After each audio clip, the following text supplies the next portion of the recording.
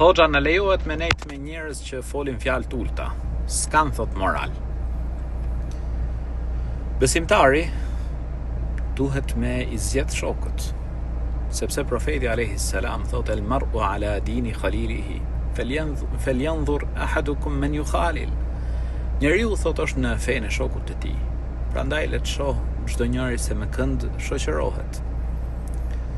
Kështu që nëse ke njerëz pra të cilët flasin fjalë jo të hishme, mundohu ti këshillosh. Mundohu që ti këshillosh, të ndryshojnë, të përmirësohen.